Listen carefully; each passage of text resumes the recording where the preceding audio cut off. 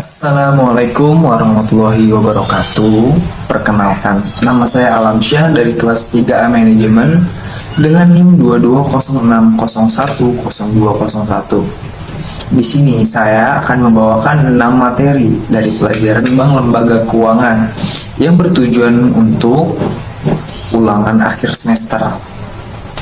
Baik, kita mulai di materi yang pertama, yaitu ada ruang lingkup lembaga keuangan. Di sini saya akan menjelaskan ruang lingkup lembaga keuangan. Pengertian bank menurut Undang-Undang Nomor 10 Tahun 1998 tentang perbankan, yaitu bank merupakan badan usaha yang menghimpun dana dari masyarakat dalam bentuk simpanan dan menyalurkannya kepada masyarakat dalam bentuk kredit atau bentuk-bentuk lainnya dalam rangka meningkatkan taraf hidup rakyat banyak. Kegiatan perbankan secara umum yang meliputi menghimpun dana dalam bentuk simpanan, menyalurkan dana dalam bentuk kredit, dan jasa-jasa lainnya seperti transfer, inkaso, clearing, jual beli surat berharga, dan falas. Jenis-jenis kantor bank yang pertama, kantor pusat sebagai kegiatan perencanaan dan pengawasan. Kedua, kantor cabang penuh yang memberikan jasa bank paling lengkap.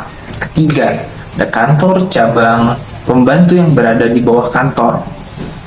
Kantor cabang penuh di mana kegiatan jasa bank dilayani hanya sebagian saja. Dan keempat, ada kantor kas merupakan yang paling kecil, di mana kegiatannya hanya meliputi teller atau kasir saja. Penggabungan usaha bank dengan alasan pada usaha kesehatan bank dan permodalan, manajemen yang kurang profesional, dan administrasi yang kurang teratur.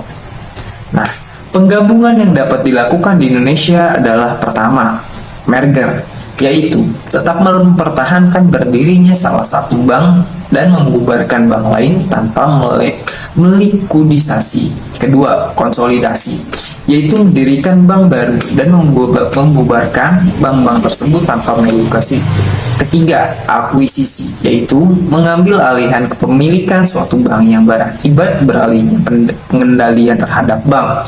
Bank berfungsi sebagai agent of trust, karena dasar utama kegiatan perbankan adalah kepercayaan dalam penghimpunan dan penyaluran dana. Sebagai agent of development, karena bank mendukung kelancaran kegiatan perekonomian melalui penghimpunan dan penyaluran dana di sektor real atau di sektor real. Selain itu, sebagai agent of service, karena bank juga memberikan berbagai penawaran jasa perbankan kepada masyarakat. Peran dari bank dan lembaga keuangan non-bank yaitu, pertama, ada pengalihan aset atau asset transmutation, karena memberikan pinjaman kepada pihak yang membutuhkan dana dalam jangka waktu tertentu yang telah disepakati. Kedua, transaksi atau transaction, karena memberikan berbagai kemudahan kepada pelaku ekonomi untuk melakukan transaksi barang dan jasa. Ketiga, ada likuiditas atau liquidity, yaitu unit surplus dapat menempatkan dana yang dimilikinya dalam bentuk produk-produk berupa giro, tabungan, deposit, dan sebagainya. Keempat, ada efisiensi atau efficiency, karena dapat menurunkan biaya transaksi dengan jangkauan pelayanan sebagai broker yang menemukan peminjam dan pengguna modal tanpa mengubah produknya. Selanjutnya ada jenis-jenis bank. Pertama, dilihat dari fungsinya. Menurut Undang-Undang Pokok Perbankan Nomor 14 Tahun 1967, namun setelah keluar Undang-Undang Pokok Perbankan Nomor 7 Tahun 1992 dan ditegaskan dengan keluarnya Undang-Undang Nomor 10 Tahun 1998, Bank Umum dan Bank Perkreditan Rakyat atau BPR. Pertama, ada bank umum atau commercial bank. Bank yang melaksanakan kegiatan usaha secara konvensional dan prinsip syariah yang dalam kegiatannya memberikan jasa dalam lalu lintas pembayaran. Yang kedua, ada Bank Perkreditan Rakyat atau BPR. Bank yang melaksanakan kegiatan usaha secara konvensional atau berdasarkan prinsip syariah yang dalam kegiatannya tidak memberikan jasa dalam lalu lintas pembayaran. Selanjutnya, ada dilihat dari segi kepemilikannya. Yang pertama, ada bank milik pemerintah. Yang Yang kedua, ada bank milik swasta nasional. Yang ketiga, ada bank milik koperasi. Yang keempat, ada bank milik asing. Yang kelima, ada bank milik campuran. Nah, selanjutnya dilihat dari segi status. Yang pertama, ada bank devisa. Yang kedua, ada bank non devisa. Selanjutnya, dilihat dari segi menentukan harga. Yang pertama, ada bank konvensional. Yang kedua, ada bank syariah. Nah, materi selanjutnya ada perkembangan dan jenis bank. Apa sih pengertiannya? Perkembangan perbankan di Indonesia telah mengalami banyak perubahan yang disebabkan oleh perkembangan internal dan eksternal dunia perbankan, sehingga menyebabkan kondisi perbankan secara umum dapat dikelompokkan dalam 4 periode. Masing-masing periode mempunyai ciri-ciri khusus yang tidak dapat disamakan dengan periode lainnya. Nah, selanjutnya ada jenis-jenis bank nih. Yang pertama, jenis bank menurut kegiatan usaha. Contoh yang pertama, ada bank umum. Contoh yang kedua, ada bank perkreditan rakyat. Nah, selanjutnya, menurut badan usaha. Yang pertama, ada bank umum. Nah, selanjutnya ada menurut pendirian dan kepemilikan. Contoh yang pertama, ada bank umum. Yang kedua, ada bank perkreditan rakyat. Nah, masuk ke contoh selanjutnya. Menurut target pasar. Pertama, ada retail bank. Yang kedua, ada corporate bank. Yang ketiga, ada retail corporate bank. Nah, selanjutnya nih, menurut fungsi. Yang pertama, ada bank sentral. Yang kedua, ada bank pembangunan. Yang ketiga, ada bank umum. Yang keempat, ada bank desa. Yang kelima, ada BPR. Nah, selanjutnya, menurut status kepemilikan. Pertama, ada bank milik negara. Yang kedua, ada bank milik swasta nasional. Yang ketiga, ada bank swasta asing. Yang keempat, ada bank pembangunan daerah. Yang kelima, ada bank campuran. Selanjutnya, menurut kegiatan operasional. Contoh yang pertama, ada bank devisa. Yang kedua, ada bank non devisa. Nah, selanjutnya, menurut penciptaan uang girau. Pertama, ada bank primer. Yang kedua, ada bank sekunder. Selanjutnya, ada menurut sistem organisasi. Yang pertama, ada unit banking system. Yang kedua, ada branch banking system. Yang ketiga, ada holding company bank atau HCB. Yang keempat, ada multi holding company bank atau MHCB. Yang kelima, ada correspondent banking. Selanjutnya, menurut letak geografis. Yang pertama, ada komunitas bank lokal. Yang kedua, ada bank regional. Yang ketiga, ada bank multinasional. Nah, apa sih kesimpulan yang kita dapat dari materi yang saya sampaikan tadi? Perkembangan bank telah mengalami evolusi dari bank tradisional ke institusi keuangan yang lebih kompleks dan beragam. Jenis-jenis bank meliputi bank sentral, bank komersial, bank investasi, bank persepsi, dan bank syariah, masing-masing dengan fungsi dan tujuan khusus dalam sistem keuangan. Nah, kita masuk ke materi yang selanjutnya, yaitu kesehatan dan rahasia bank. Apa sih pengertian dari kesehatan dan rahasia bank? Kesehatan suatu bank dapat diartikan sebagai kemampuan suatu bank untuk melakukan kegiatan operasional perbankan secara normal dan mampu memenuhi semua kewajibannya dengan baik dengan cara-cara yang sesuai dengan peraturan perbankan yang berlaku. Nah, selanjutnya ada aturan kesehatan bank. Berdasarkan Undang-Undang Nomor 10 Tahun 1998 tentang perubahan atas Undang-Undang Nomor 7 Tahun 1992 tentang perbankan, pembinaan, dan pengawasan bank dilakukan oleh Bank Indonesia, maka ditetapkannya pelanggaran aturan kesehatan bank. Dalam Undang-Undang Nomor 10 Tahun 1998 tentang perubahan atas Undang-Undang Nomor 7 Tahun 1992 tentang perbankan, dalam hal suatu bank mengalami kesulitan yang membahayakan kelangsungan usahanya. Nah, ada tujuan penerapannya. Dasar dari kegiatan perbankan adalah kepercayaan. Tanpa adanya kepercayaan dari masyarakat terhadap perbankan, dan juga sebaliknya, maka kegiatan perbankan tidak akan dapat berjalan dengan baik. Salah satu faktor yang dapat memengaruhi kadar kepercayaan masyarakat kepada bank adalah terjamin atau tidaknya rahasia nasabah yang ada di bank. Ada pengecualian terhadap rahasia bank. Pengecualian terhadap rahasia bank itu meliputi: pertama, ada kepentingan perpajakan; yang kedua, ada penyelesaian piutang bank yang diserahkan kepada BUPLN atau PUPN. Selanjutnya, ada kepentingan peradilan dalam perkara pidana. Ada perkara perdata dengan nasabahnya dan tukar-menukar informasi antar bank. Nah, apa sih kesimpulannya? Kesehatan bank merujuk pada kestabilan keuangan, likuiditas yang memadai, serta manajemen risiko yang efektif. Rahasia bank mencakup informasi dan data pribadi nasabah yang harus dijaga kerahasiaannya sesuai dengan regulasi dan hukum yang berlaku untuk mencegah penyalahgunaan dan kebocoran informasi. Nah, kita masuk ke materi yang selanjutnya, yaitu sumber-sumber dana bank. Ini materi yang keempat. Nah, pengertian sumber dana bank adalah suatu usaha yang dilakukan oleh bank untuk mencari atau menghimpun dana untuk digunakan sebagai biaya operasi dan pengelolaan bank. Yang pertama, dana yang bersumber dari bank itu sendiri. Sumber dana ini merupakan sumber dana dari modal sendiri. Modal sendiri maksudnya adalah modal setoran dari pemegang sahamnya. Yang kedua, sumber dari masyarakat luas. Sumber dana ini merupakan sumber dana terpenting bagi kegiatan operasi bank dan merupakan ukuran keberhasilan bank jika mampu membiayai operasinya dari sumber dana ini. Nah, yang ketiga, dana yang bersumber dari lembaga lainnya.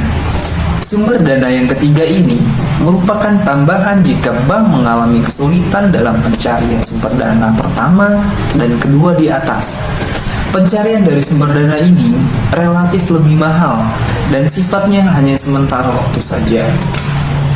Selanjutnya, ada penghimpunan dana. Berdasarkan Undang-Undang Nomor 10 Tahun 1998 tentang perbankan, meliputi simpanan giro atau demand deposit, yang merupakan simpanan yang penarikannya dapat dilakukan setiap saat dengan menggunakan cek, biliet giro, sarana perintah, pembayaran lainnya, atau dengan cara pemindah bukuan. Selanjutnya ada jenis-jenis cek, meliputi: 1. Cek atas nama yang diterbitkan atas nama orang atau badan tertentu yang tertulis jelas di dalam cek tersebut. Misalnya, bayarlah kepada Tuan Kamil sejumlah sekian. Yang kedua, ada cek atas unjuk yang tidak tertulis nama seseorang atau badan tertentu di dalamnya. Yang ketiga, ada cek silang yang di kiri di atas diberi tanda silang sehingga berfungsi sebagai pemindah bukuan, bukan tunai. Yang keempat, ada cek mundur yang diberikan tanggal mundur dari tanggal sekarang. Misalnya, hari ini, sekarang tanggal 26 Desember 2023, Tuan Kamil bermaksud mencairkan ceknya tanggalkan 28 Desember. Keempat, ada cek kosong. Nah, selanjutnya ada perbedaan cek dan biliet, yaitu pada identitas. Cek yaitu atas nama dan atas unjuk, sedangkan biliet giro yaitu atas nama pada sifat cek, yaitu tunai dan non tunai, sedangkan biliet giro itu non tunai pada tanggal. Cek yaitu hanya ada satu tanggal, sedangkan biliet giro itu dua tanggal. Selanjutnya ada simpanan tabungan atau saving deposit, yang merupakan simpanan yang penarikannya hanya dapat dilakukan menurut syarat-syarat tertentu yang disepakati, tetapi tidak dapat ditarik dengan cek, biliet giro, dan atau alat lainnya yang dipersamakan dengan itu, sehingga sarana penarikannya dengan buku tabungan, slip penarikan, kwitansi, kartu plastik, ATM atau debit card, dan mobile banking. Selanjutnya ada simpanan deposito, yang merupakan simpanan yang penarikannya hanya dapat dilakukan pada waktu tertentu berdasarkan perjanjian nasabah dengan bank. Jika nasabah deposito menyimpan uang selama 6 bulan, maka apabila penarikan sebelum jangka waktu berakhir akan dikenai denda sesuai ketentuan bank.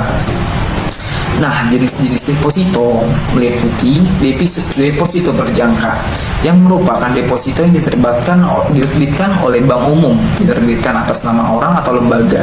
Jangka waktu deposito bervariasi menjadi 1, 3, 6, dan 12 bulan. Selanjutnya, ada sertifikat deposito yang merupakan deposito yang diterbitkan atas unjuk, artinya hanya ada nilai nominalnya, tidak disertai dengan nama orang ataupun lembaga, sehingga dapat diperjualbelikan kepada pihak lain. Diterbitkan dalam jangka waktu 1, 3, 4, 6, dan 12 bulan.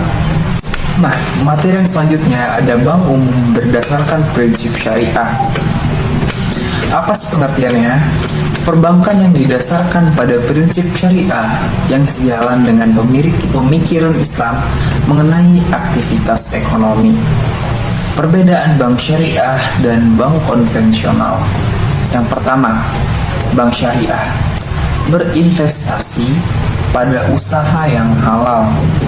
Yang kedua, atas dasar bagi hasil, margin keuntungan, dan fee. Ketiga, ada besar bagi hasil, berubah-ubah bergantung kepada kinerja usaha. Yang keempat, ada profit dan falah oriented. Kelima, ada pola hubungan kemitraan. Yang keenam, terdapat dewan pengawas syariah. Sedangkan bank konvensional, contohnya pertama, ada bebas nilai. Yang kedua, bersistem bunga atau riba. Yang ketiga, besarannya tetap. Yang keempat, mengutamakan keuntungan. Yang kelima, hubungan debitur dan kreditur. Yang keenam, tidak ada lembaga sejenis. Nah, prinsip kegiatan usaha bank syariah, contoh-contohnya yaitu meliputi: pertama, ada hiwalah. Yang kedua, ada ijarah. Ketiga, ada ijarah wa iqtina. Keempat, ada istisna. Kelima, ada kafalah. Keenam, ada mudarabah. Ketujuh, ada murabahah. Kedelapan, ada musyarakah. Dan kesembilan, ada qard. Nah, kepemilikan bank syariah. Kepemilikan bank syariah berdasarkan prinsip syariah oleh Badan Hukum Indonesia setinggi-tingginya sebesar modal sendiri, bersih badan hukum yang bersangkutan. Nah, apa sih kesimpulannya? Kesimpulannya adalah bank umum berdasarkan prinsip syariah beroperasi dengan mematuhi prinsip-prinsip keuangan Islam seperti larangan riba atau bunga, investasi dalam aset yang halal, dan berbagi risiko dan keuntungan dengan nasabah. Nah, maksud dari tujuan itu apa sih? Tujuannya adalah untuk menyediakan produk dan jasa keuangan yang sesuai dengan ajaran syariah dan mempromosikan inklusi keuangan yang berkelanjutan. Nah, materi selanjutnya ada pasar uang dan pasar modal. Apa sih pengertian dari pasar uang dan pasar modal? Menurut KBBI, pasar uang adalah pasar abstrak yang mengagregasi penawaran dan permintaan modal jangka pendek 1-360 hari dari calon investor dan pencari modal. Secara sederhananya, pasar uang adalah tempat pertukaran instrumen keuangan jangka pendek antara pemilik modal dan peminjam modal. Nah, ada pula nih fungsi pasar uang dan pasar modal. Pertama, fungsi dari pasar uang. Contohnya, 1. Pensumber pendanaan. Yang kedua, ada sarana investasi. Yang ketiga, ada melibatkan partisipasi masyarakat. Yang keempat, menjaga stabilitas perekonomian. Yang kelima, ada menjadi fasilitator dan mediator. Dan Nah, selanjutnya ada fungsi dari pasar modal. Fungsi pasar modal adalah sebagai sarana bagi pendanaan usaha atau bagi perusahaan untuk mendapatkan modal dari masyarakat atau investor, juga sebagai penggalangan dana, sarana investasi, pemerataan pendapatan, dan sebagai pendorong investasi lainnya. Nah, ada jenis-jenis pasar modal. Pertama, ada Bursa Efek Indonesia atau BEI. Yang kedua, ada Bursa Efek Surabaya atau BES dan Bursa Efek Jakarta atau BEJ. Sementara itu, beberapa negara Asia Tenggara lainnya juga memiliki pasar modal sendiri, seperti Bursa Efek Malaysia atau KLSE, Bursa Efek Thailand atau SET, Bursa Efek Filipina atau PSE, dan Bursa Efek Kota Ho Chi Minh. Nah, kesimpulan dari pasar uang dan pasar modal adalah pasar uang, pasar modal, dan valuta asing peran penting dalam dunia keuangan dan ekonomi.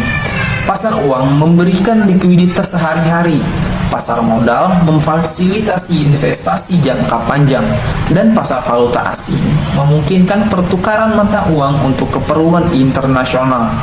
Memahami peran dan fungsi masing-masing pasar ini penting juga dalam manajemen keuangan dan investasi. Nah, selanjutnya ada pasar valuta asing, Forex atau FX.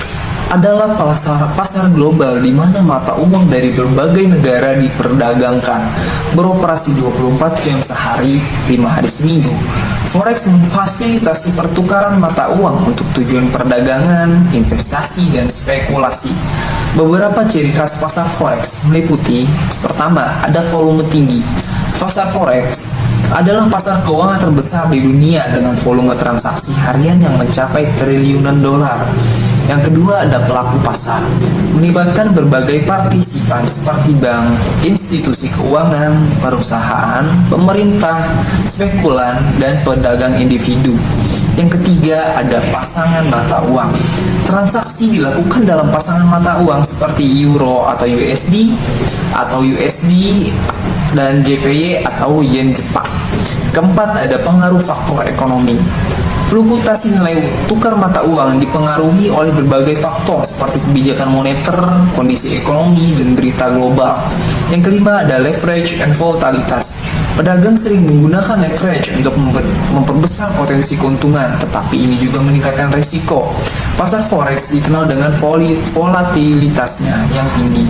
Dengan demikian, meskipun forex menawarkan peluang untuk mendapatkan keuntungan yang signifikan, penting bagi pelaku pasar untuk memahami risiko yang terkait dan memiliki strategi manajemen yang tepat. Sekian materi yang dapat saya sampaikan, kurang lebihnya mohon maaf. Wassalamualaikum warahmatullahi wabarakatuh. Terima kasih, Mas.